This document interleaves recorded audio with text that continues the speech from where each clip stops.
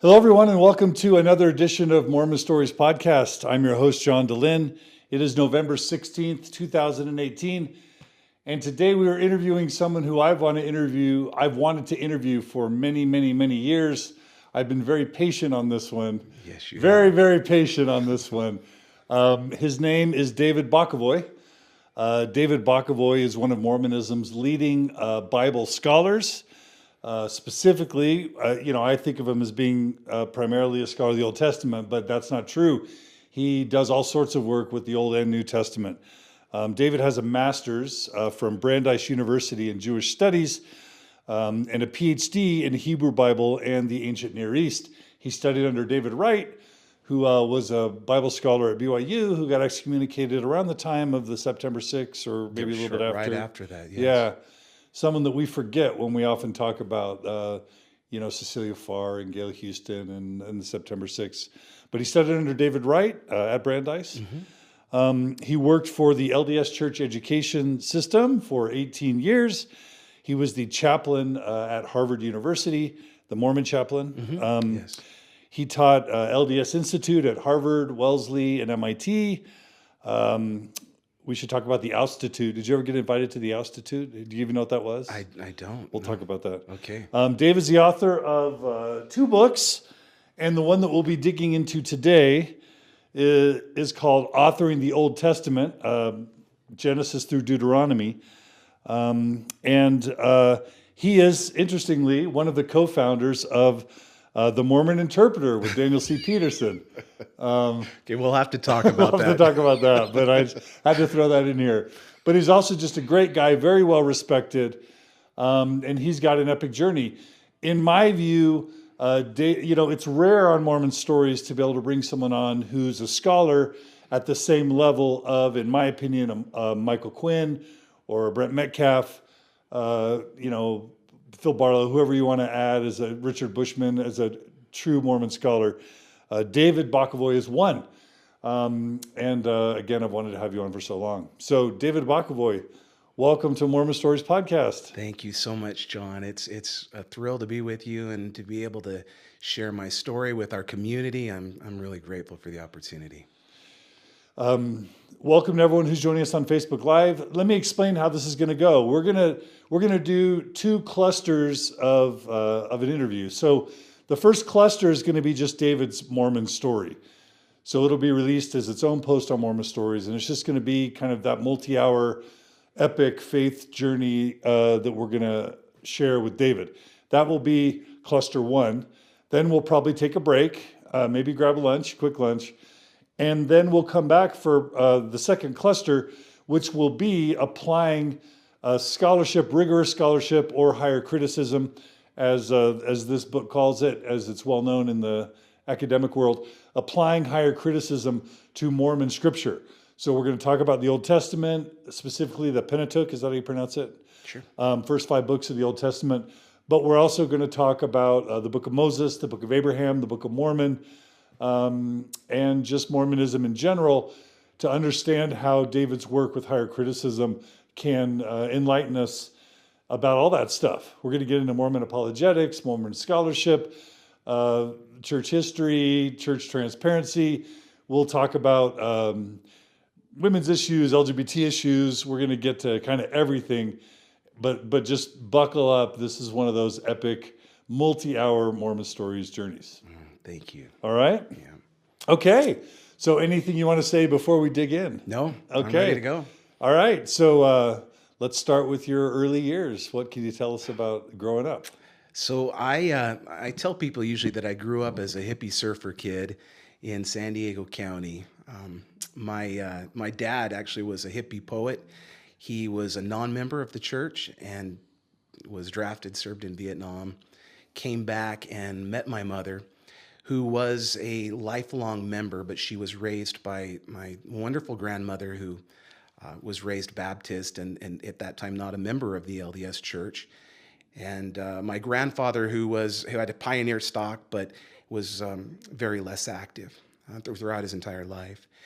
My mother, when she was young, had a series of really sacred spiritual dreams that left her with a very strong testimony of the truthfulness of Mormonism. As a little girl, she loved to go to church. My grandfather would not allow it, but anyway, she would try to go as often as possible. And she recalls as a young girl in primary hearing her teacher say that if she prayed about the Book of Mormon, she could gain a testimony that it was true. And she took that home with, childlike faith and prayed and asked God if the book was true, and had a dream where she saw an angel and golden plates, and was left as a child with this really strong conviction of the truthfulness of the church. And interesting enough, John, when she recounts that, she says, I was raised by this Baptist mother, and my image of angels was that they always had wings. And in my dream, this angel did not have wings, and I remember feeling so surprised by this experience. So she felt a strong desire then. What did that mean to you, that the angel didn't have wings? What did that mean to me? Yeah, or to her? To her, it was a sign of the truthfulness of what she had received, that it was an authentic revelation from God, because, of course, in LDS theology, angels don't have wings. But it left this strong desire in her heart to create a family that was a bit different than the one that she had grown up in, one that would be really orthodox and strongly committed to the church. And so I was raised in a very conservative LDS home there in San Diego. So how many siblings? I have 3 siblings. I'm the oldest. I have a sister and then 2 brothers. And this is in the 80s primarily? You're kind of in high school? Yeah, I was born in 1971, so You're in the 70s and 80s, and yeah. So I'm assuming the primary and seminary and young men's and young women's and Boy Scouts and all that? Not Boy Scouts. I was able to escape that. But. Okay. And you were surfing as a kid? My family has always been really into this. I've got an uncle who's a very famous shaper in Oceanside, California, and that's one of my lifelong passions. Hard to do that here in Utah, but try to get down there as often as possible. And what was your church experience and your faith experience like growing up? So I was, my grandparents on my father's side were not LDS. As mentioned, he was a convert, and I remember getting into theological discussions with my grandfather, and I'd go stay at his house because they lived there in San Diego. My entire family was there locally, which was wonderful. But I'd spend the night with my grandparents on my father's side, and I remember one occasion specifically, just as a young boy, and I remember feeling troubled that my grandparents were not members of the church. I remember being really concerned as a child that they would not be with us in the celestial kingdom.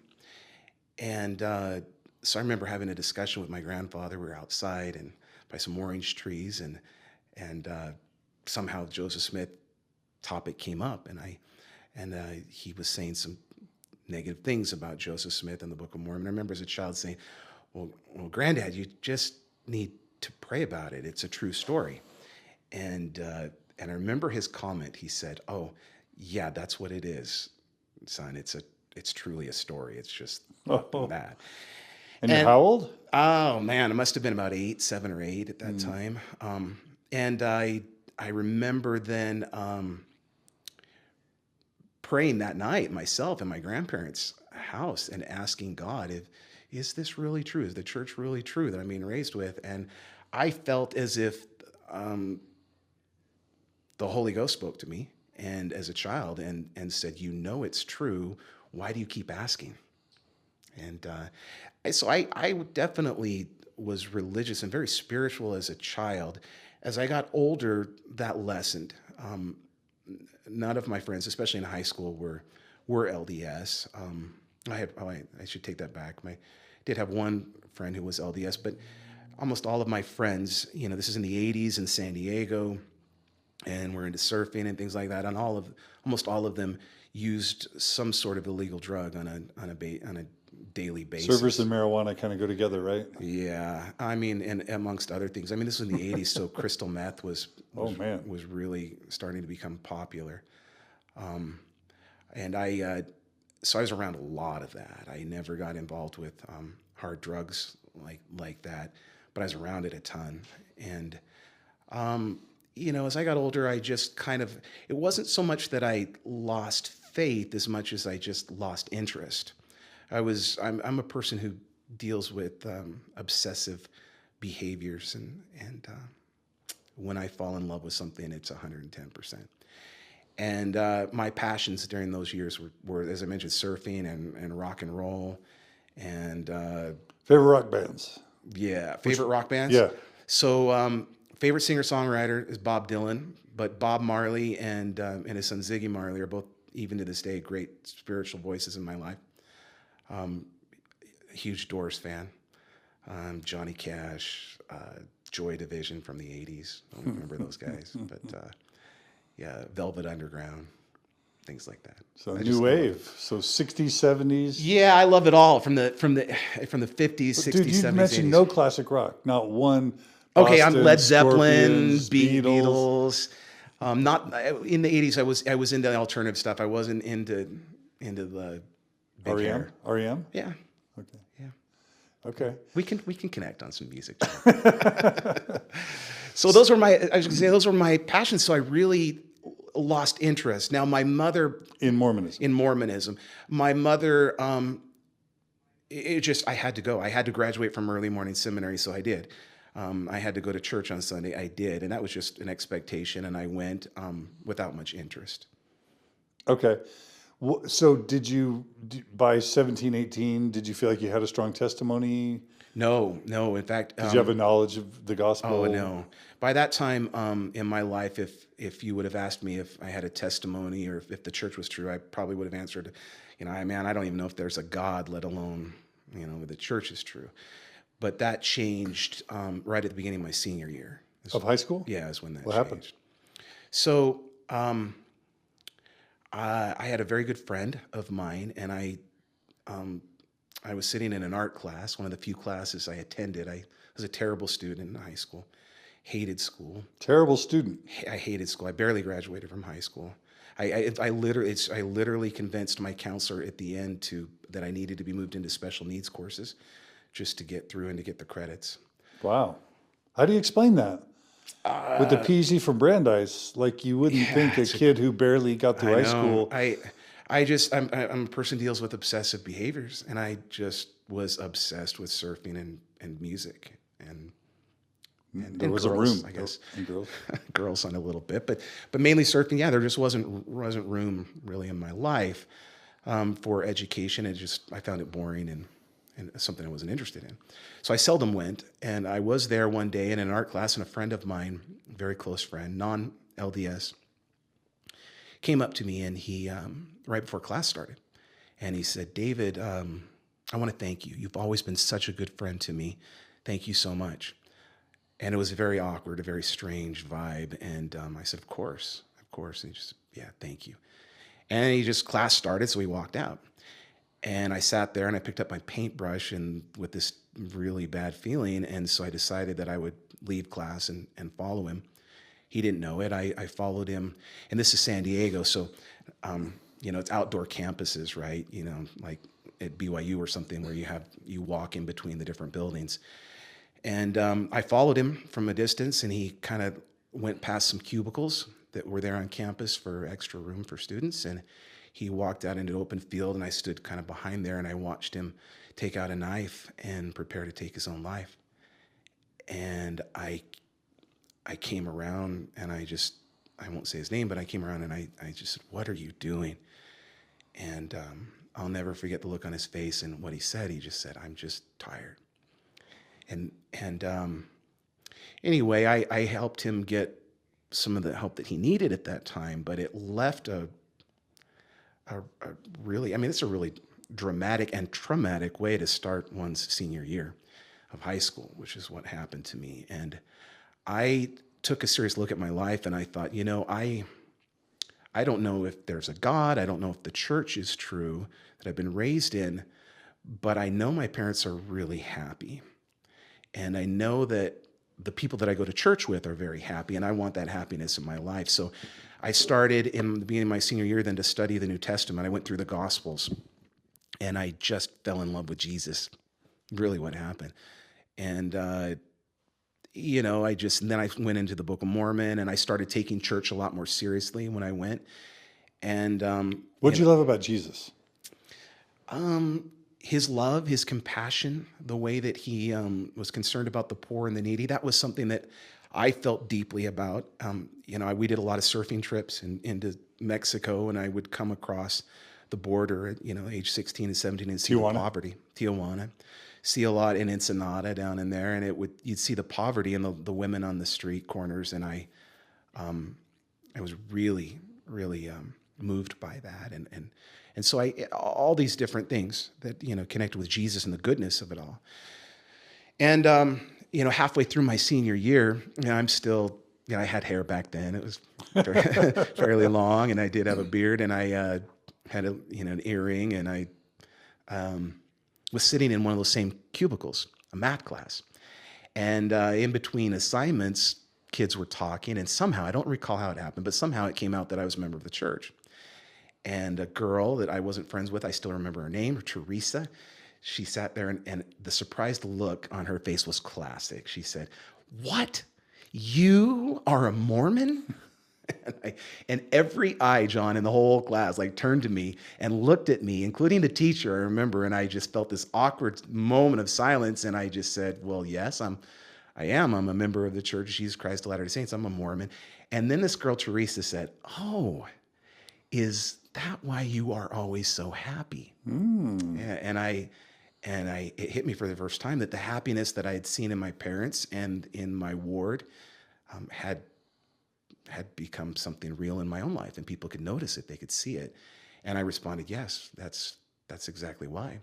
And it was at that point that I'd say that I really gained my own testimony of the church and a desire to serve a mission. So, did you think of yourself as happy when she said that? Yes, Yes, I did. And did you attribute that to living the gospel? I don't know that I thought it through to that level at that stage quite yet. I don't know that I'd quite made the connection. It was really that kind of sparked the light bulb went off, and I thought, oh, yes, I am indeed that happy, and it is because of the gospel. Okay. Do you think so you started studying the Bible and the Book of Mormon your senior year? Do you think you surpassed your peers in terms of biblical knowledge, or was it just sort of like a kid trying to learn and you learned some stuff? Or did you really get into it? No, I really got into it. In fact, I started, and not only that, but then after this experience, then I began to read Hugh Nibley and as a senior in high school? Yeah. Oh, yeah.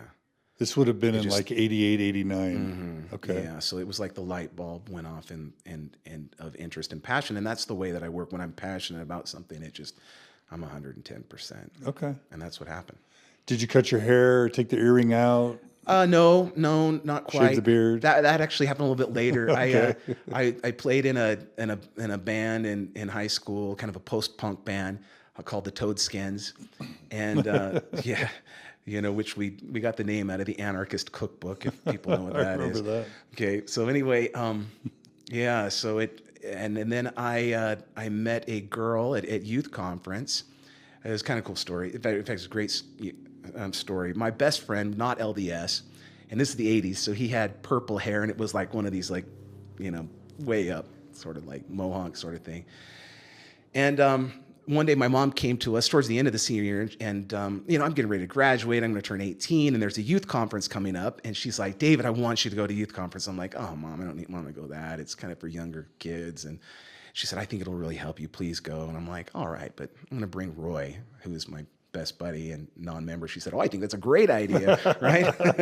So we go and we walk into this dance. I'll never forget it. We walk into this dance, and I'm sure it wasn't this way, but I felt uncomfortable with the LDS kids, and I felt like walking in with my buddy that every eye just kind of turned and went like this at us, and who are these guys walking in? And I'm sure it wasn't that way, but I felt that way. And when we were there, and I saw this girl, she had just long blonde hair and most beautiful girl that I'd ever seen in my life. And I pointed her out to my friend. I'm like, "Roy, look at that girl." And he's like, "Yeah, she's really pretty. Go ask her to dance." I'm like, oh no, I'm not going to ask her to dance. I'm like, I'll walk up and she'll see me and she'll be like, hippie kid, and, you know, she'll run. And he's like, oh, all night long, he kept, go ask her to dance. And I'm like, no. And then how the DJs will do is like the last song of the night. He's like, if you haven't found that special someone, you better make your move. Right. And so I'm like, all right, I better make my move. I better make my move right to the corner of the dance hall. I don't want to have somebody ask me to dance. And all of a sudden there was a tap on my shoulder and it was her. What? Yeah. And she, she's like, would you like to dance? And I'm like, yeah. So we start dancing and I'm like shaking and nervous. And was it Hotel California? Was it? I think it was Lady in Red. Okay. Because it's the 80s. Of course, the Lady in Red. The church yeah, it had dance, to have been Lady in Red. So, we're dancing and she was so kind and I was so scared and nervous to talk to her because she was just absolutely beautiful. And this is a really great story because, she, I asked her, I said, oh, well, you ever go to stake dance? She's like, all the time. And I'm like, oh, okay, I'll look for you, which I never went to those. But anyway, she was scheduled then. We said goodbye. And I was on cloud nine. I couldn't believe this girl had asked me to dance. And I, didn't really follow it up or anything like that. But she went to a different high school, same stake, but a different high school. And she was going to prom, her junior year, and with a non-member. And this guy that she's going with, which she has a crush on, he gets his cousin to call her up, and he says, okay, my cousin, he's going to rent a limo, he's getting a tux, he's taking you out to a nice restaurant. You're going to prom. You're going to have to put out, right? Uh-oh. Yeah. And here's this girl she hasn't ever even kissed a boy. She's got her young women's medallion around her neck, right? And everything. And just wonderful LDS young woman. And she's like, excuse me? And if that's the expectation, please tell him that I'm not interested in going. And so she didn't go, and she sat there really upset. I mean, getting her dress and everything. And she thought, man, guys are lame. Guys are so terrible. She's like, I need to find nicer guys to hang out with. And she's like, that David Bokovoy seemed like a nice guy. I'm sure he would never lay down expectations like that for a girl that she owed affection in any sense. I should call him up. And she did. And anyway, we started dating. We started dating right after then. After I graduated. And she was a great influence in my life. And she was like, she's like, that band that you're playing with, I don't know if it's really what you want to do. And you're talking about going on a mission. Maybe you should think about that. I'm like, yeah, you're right. And she's like, maybe you should cut your hair. I'm like, okay. Anyway, it just kind of went down that way. And I just fell absolutely in love with her. And I went off to Brazil on a mission, and she went to BYU. And then we wrote, and every week while I was a missionary. And then when I came home 2 months after my mission, we got married in the LA you temple. married her? Yeah. Oh, wow. Yeah. That's cool. Yeah. Okay. Let's jump back. I don't want to cut that off, but okay. So when you went on your mission, where would you have described your testimony as? Oh, rock solid. Okay. So absolutely. Had you, as a late teenager, prayed to get that confirmation? Mm-hmm. And how would you describe your relationship with Heavenly Father, with the church? Very strong. Okay. Very strong. And you had certainty. Absolutely. What was that based on? Because I tried to get that. I had a hard time getting that. I mean, it was really based upon it was part intellectual. I felt like I'd put the pieces together, that it really made sense. That Mormonism really made sense. Talmage and Wickstow and all that. Yeah, it really made sense of the universe. Nibley. But it was fundamentally, though, just a deep spiritual joy, ecstasy, happiness. The feelings that Mormons traditionally link with the Holy Ghost. And yeah, so I was absolutely converted. There was no way that I would have left my girlfriend that I was madly in love with, that I would have left the ocean and surfing and music and I had a really good paying job at the time. There's no way I would have left that if I hadn't been 110% converted, and I was. And so I put my heart and soul into it. I mean, I could do everything. I was absolutely obedient and did the best job that I possibly could. What was the mission? Which Brazil? Brazil, Curitiba, Okay. from 1990 to 92. Any sort of really important stories from your mission to tell that help us understand your journey, or just typical Mormon mission? Yeah, I mean, great experiences with, giving blessings and healing. And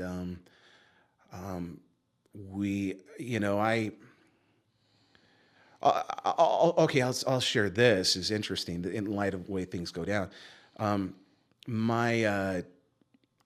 Because I'd never studied other than on my own, Mormonism. I'd never been in a class environment where I'd taken anything seriously, and I'd never studied a foreign language ever. And I did not want to go foreign speaking. I wanted to go stateside so that I could teach in English and not have to learn a foreign language. And I felt like I was a good teacher, and that anyway. But when I went to the MTC, then I really struggled with learning Portuguese. I had a companion from Lubbock, Texas, who had a number of years of Spanish, and so within a couple of weeks, he's already like, "Hola, como a maioria das pessoas nós cremos em Deus, sabemos que Ele vive e desejamos compartilhar o que nós sentimos por Ele." And then they turn to me and they say, "Okay, Elder Bokovoy," and I'd be like, "Hola, como vai?" I just couldn't do it, and they literally they went and got a tutor for me to help me with the language on the side, which is interesting in light of my career choices and the languages that I would eventually come to study. But I loved the mission. It was, in fact, I struggled at first with the language, and I remember I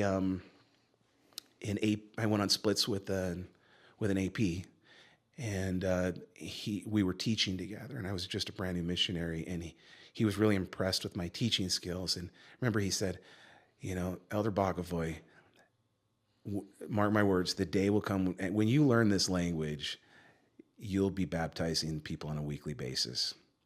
And he was right. I mean, that's what happened. It was Brazil. It wasn't all me, right? It's Brazil. Yeah, that's what happened.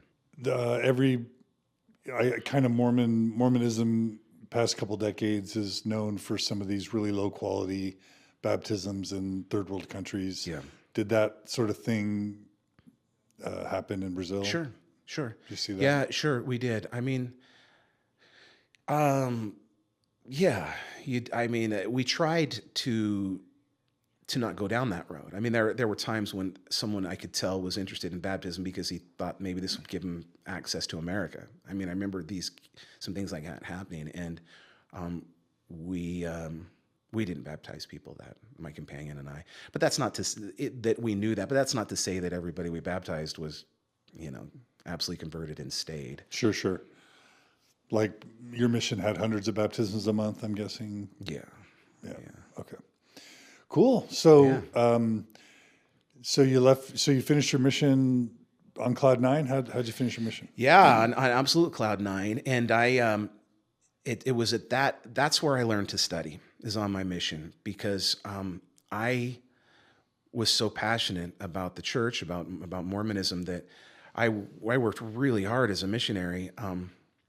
And I came back and I was my mom started crying when she saw me because I was so skinny, and not only because of the diet that we were eating, but we were just walking and in the heat of the day, and and knocking doors and all the things that you do as a missionary. But anyway, I worked very hard, but I wanted to study, and so I would force myself to wake up an hour and a half earlier than the 6 o'clock. I don't even remember now what the requirement is, but anyway, I would get up, and I felt like if I did that I could read the books that I wanted to read. And for me, that was like Teachings of the Prophet Joseph Smith, that was Discourses of Brigham Young, that was Doctrines of Salvation, that was The Great Apostasy by Talmage.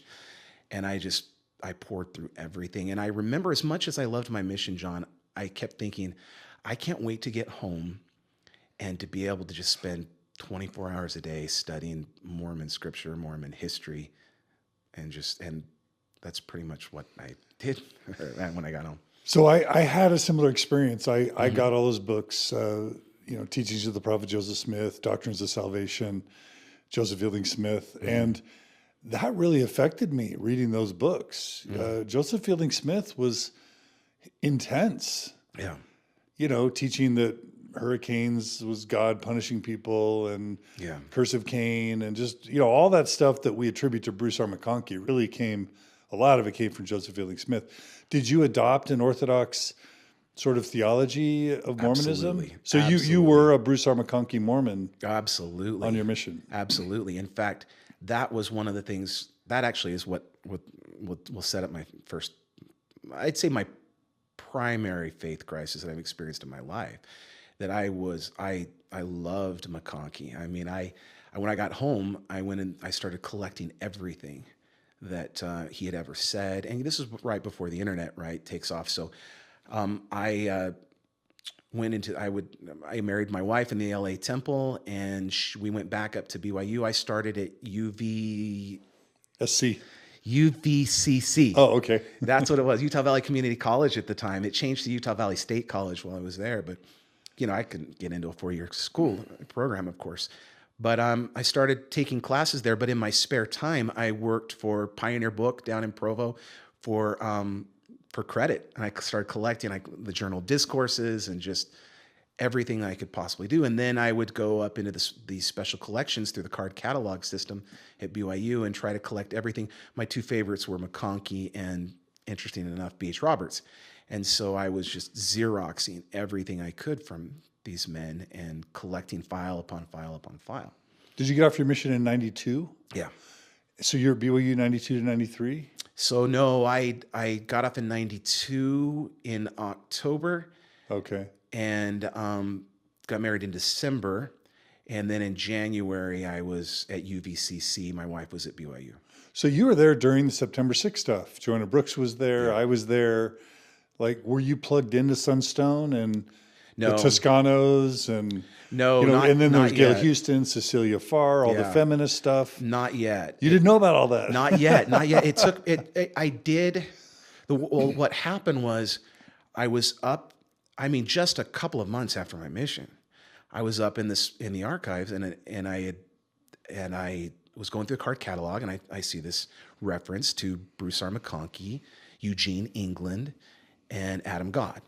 Mm-hmm. And I already knew what Bruce R. McConkie had written about the Adam God doctrine because I basically memorized that section of Mormon doctrine, right? I knew what he had said about cultist and how it wasn't true, and that this is, and how it had been explained, these odd references from Brigham Young, Adam is our God and the only God we have anything to do with, and all these things. I understood. And so I'm like, well, I got to get this letter. And so I went up, and the secretary looked at me and she said, "Oh, I can't give you a copy of this." I said, "It's right here in the card catalog." She said, "Well, let me go get my supervisor." She went and got her supervisor. Supervisor came back with a Xerox copy for me with all of these stamps on it. Do not copy, do not copy, do not copy, right? And I sit down, and it's that now infamous letter that Elder McConkie wrote to Eugene England, where he acknowledges that Brigham Young taught the Adam God doctrine. But, he makes the statement, but he did not lead the church astray. And so it's all good, right? And in essence, right? These are not the droids you're looking for. That sort of thing. And I just, man, it rocked my world, John. It really did. I didn't know what to make of it, what to do. I knew that my feelings about Mormonism it didn't cause me to doubt the church, but it did. I started having negative feelings towards Elder McConkie and Brigham Young, and was wondering, well, how could Brigham Young truly be a prophet and not know who God was? That seems like kind of a big deal, right? And what happened was that shaped my whole life, really, is because I realized that I was so passionate about Mormon scripture, Mormon history, Mormon theology, that I would learn things in the process that would challenge my perceptions, my understanding of things. And so I would need to, in order to make sense of my spiritual convictions regarding Mormonism, I would have to continually shift my paradigm of understanding, the way I saw Scripture, the way I saw everything. And so that's why I became converted to this idea of shifting paradigms right after my mission. And that really is, I mean, can sum up my experience with Mormonism and why I did not necessarily struggle with, when I... It inoculated you Yeah, there to you go. things later. Is that right? I was able to. I'm not saying I never had a hard time with things when I learned things about the Book of Abraham or the Book of Mormon and anachronisms and things like that, but it did not present the types of challenges that a lot of people experience when they first sit down and read the CES letter, right? Because for me, it was a very gradual experience where I learned this, I realized I'd have to shift paradigms, and I just kept going and going year after year after year. So for that first major paradigm shift away from Bruce R. McConkie Mormonism, I went through something very similar right around the same time. I had all these honors colloquium professors at BYU that introduced me to Eugene England, Lowell Benyon, T. Edgar Lyon, who, the whole Phil Barlow, the book On a Thoughtful Faith. And they became mentors for me, so that I'm like, oh, you don't have to leave. You can become a progressive, thoughtful Mormon. Yeah. Were there any people, figures who were leaders, friends who were mentors for you to kind of give you permission or vocabulary or a literature to allow that transformation? Does that make sense, the question? Yeah, it does. And I would say no, I didn't. Oh, wow. Because you did all this in isolation. Yeah, total. That's weird. I mean, that's great. Yeah, no, weird. Because I hadn't had exposure to any of those authors. I mean, I knew who they were, but I was all about, I literally, John, during those years, even after this faith crisis, I still was kind of in that mode where I felt like I didn't even care what Mormon scholars had said on a topic, or BYU professors. If it didn't come straight from a general authority, it wasn't something that I felt like I needed to take seriously or was even that concerned with. So, I had very little exposure to Bible scholarship or anything like that beyond things that came from McConkie or Joseph Fielding Smith, those things. That would change. Well, when I was at UVCC, I took an institute class, and I was I'll admit, I was a little bit kind of cocky. I kind of felt like, oh, I'll take this. Maybe it'll help me with my spirituality. But I felt so well read at that point that there was nothing I could learn in an institute class or a Sunday school class or something that I didn't know before about the scriptures. Just obviously cocky, but that's kind of where I was at. And then this institute teacher knew a little bit of Hebrew, and he started writing Hebrew up on the board. And I thought, wow, I have got to learn this language now. And so while I was at UVCC, I became a great student. I did very well and developed. First, I thought I'd study psychology because, like you, I wanted to help people. And then and I liked the psychology courses, but I loved the history courses. And one day that was just like the light bulb went off in my mind. I thought, oh, I can do history. And so that's what that happened. And I got my associate's degree and then transferred to BYU. And as a history major and a Near Eastern Studies minor, and did really well there. And then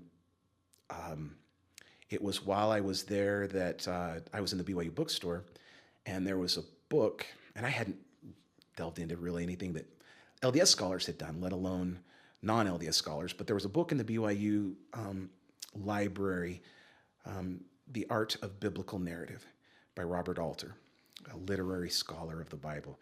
And I thought, that's kind of interesting.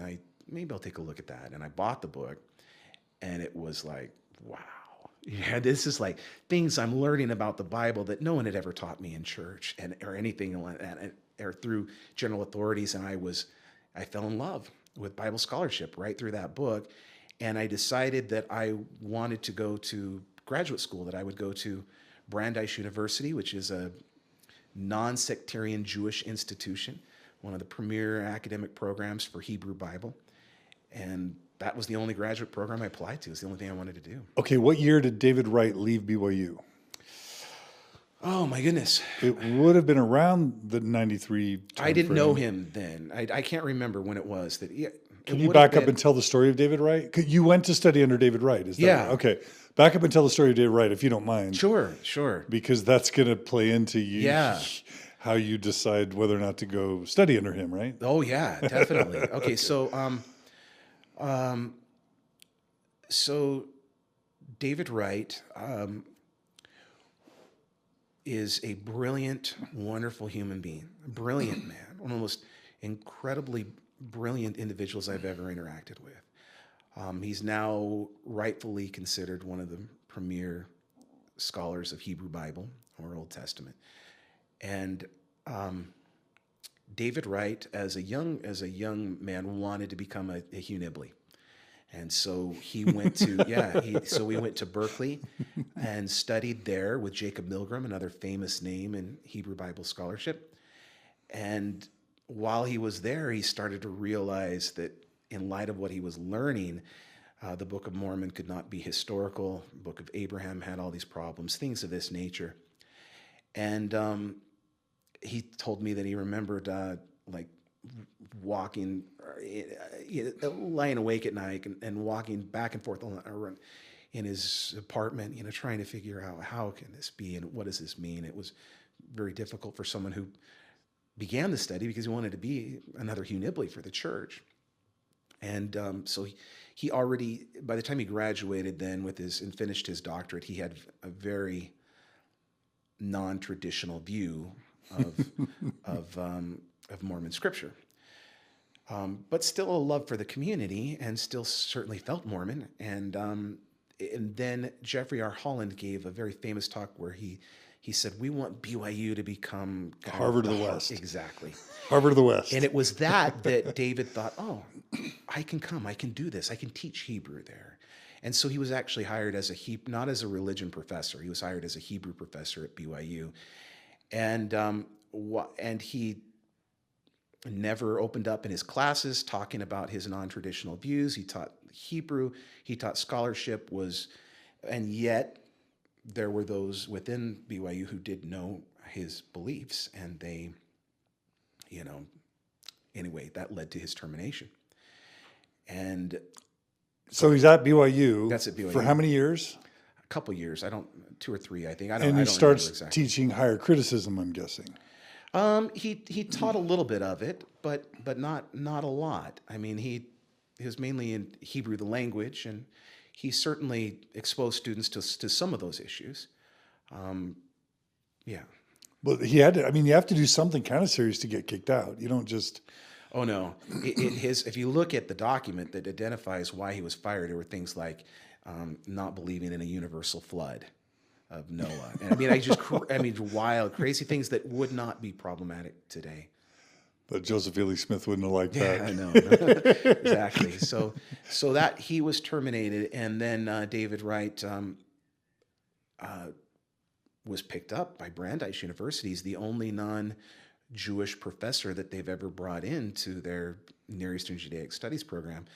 And, BYU's loss was Brandeis's gain, and he's just a wonderful person. He just does incredible scholarship. And how did he get excommunicated, and when did he get excommunicated? So his excommunication was in connection with Brent Metcalf's. Which was like 93, 94. Yeah, it was that book on alternative New approaches to the Book of Mormon. Mm-hmm. So he published a chapter in that, yes, along with Brent Metcalf. Yeah, and he had done some other things as well in Sunstone and things like that. And so he lived in a small community in New England, and yet the leaders of the church had been given access to copies of all of his publications, and with a clear mandate to take some action on this matter. So he did not want to be excommunicated, but he was. And have you talked to him about what that was like for him at the time? Yeah, a little bit. I mean, the interesting thing is, close as we are, and we haven't had a lot of conversations Really? about Mormonism and Really? things like that. Yeah, we've certainly had some over the years, but a lot of people kind of think that David Wright, he kind of poisoned David Bokovoy and stuff like that. And it's nothing could be further from the truth. We actually had we had very professional friendship and relationship. I mean, I loved studying with him, and we certainly talked about some of those issues on occasion, but it was very rare, and there certainly was no pressure whatsoever for me to adopt any specific model about the Hebrew Bible, let alone my religion and Mormonism. That was never the case. Okay. So that's a little bit about his story. Okay. So when you decide to apply to graduate school, did you know who David Wright was and what you were getting into? A little bit. And did anyone warn you? Oh, don't do that. Yeah, that's exactly what happened. So I remember. See, what happened is that I already knew that I wanted to go into church education. So I went through a pre-service program at BYU for seminary teacher training. And as part of that, they kind of the first day you're there, they line up all the numbers. They're like, here are all the people that want to become seminary teachers for the church. Here are the programs. And this is why it's not going to happen for you. So have a backup plan. I mean, that's literally the way they lay out the first session. So Brandeis actually was my backup plan. And it was my only one. It was the only school I applied to. And when that acceptance letter came, I remember my wife and I, we had 2 little girls. We didn't put off having children. So we're in Wymount Terrace, 2 little children, 2 little girls. And that letter came, and we cried and jumped up and down, and we were so excited. And now we face this dilemma. What are we going to do? Because this is something that both of us really wanted to go out there and have this experience. But I still felt this strong desire to be connected with church education. And in the end, the administrators in CES, they just said, look, the door's not closed for you in church education. Since you seem so passionate about this, why don't you go out and do that? So I decided, all right, that's what I'll do. I'll go get the master's and the doctorate, because what good does a master's do someone in Jewish studies, right? You got to continue on if it's really going to benefit you in some way. And so we were excited. We were getting ready to move our little family in a little moving van out of Wymount Terrace across the country to Boston, and this great adventure. And my Hebrew professor pulled me aside and he said, David, I think you should really reconsider going to Brandeis. And I said, what? I mean, it's one of the premier academic institutions in the world for what I want to study. And he said, well, they have an excommunicated Mormon there, which I knew. And he said, he is a good person. He'll never be unkind to you. But it's clearly a reflection of how critical their program is, the fact that they have hired him and he's flourishing there. And as a believing Latter-day Saint, you won't feel comfortable studying those in that manner. And I looked at him and I just dismissed that. And I said, well, thank you for your concern. And I remember I literally said this, I will never buy into the documentary hypothesis, which is what I wrote my book about. Yeah, I know. I read it. So I know. But I said, I'll never buy into the documentary hypothesis, but I want to understand how scholars interpret this material. I want to understand that. And he said, okay, as long as you don't buy into it, but just want to go to see and understand, you'll be okay. And I'm like, all right, thank you. And it was then shortly after that, another BYU professor that I had become close to, he approached me and he said, David, I think it's great that you're going to Brandeis, but don't study Bible. Study Akkadian, focus on Akkadian and Mesopotamian studies, or do comparative Semitics. Do something, but don't focus on Bible, because we've never had a Latter-day Saint pass through a critical biblical studies program and come out with his or her testimony. And I dismissed that too, obviously. And I said, well, I like all those other things and I am going to study them, but my love is the Bible. That's what I want to study. And that's what I did. And so and then this is what's great, John. I'm like in my first semester at Brandeis University, and I'm taking a class from David Wright on biblical and ancient Near Eastern law. Very first semester of my graduate program. And we've got slave laws like from the Bible, and we're lining them up and comparing and contrasting them. And all of a sudden I'm looking at this stuff carefully, really for the first time in my life. And I realize there's no way to make sense of this material unless we allow for different sources and strands of tradition. And once that was it for me. And from reading your book, it's because they'll have different kind of rules for slaves depending on where you are in the Bible. Yeah. 7 years they get released versus 7 years their wife and kids don't get released, and the money, do you leave them with money or not? What and how men, women, everything. And it was like, and that's why in the book, that's why it was one of the first things that I wanted to expose LDS readers to were the slave laws, because that's what was light bulb for me. And once I allowed for that, I was like, okay, Bible has different sources, different strands. And once I did that, then all of a sudden I realized, and the scholarly way of interpreting this material it makes better sense of the evidence than traditional models. And so what am I going to do? I'm going to have to shift paradigms.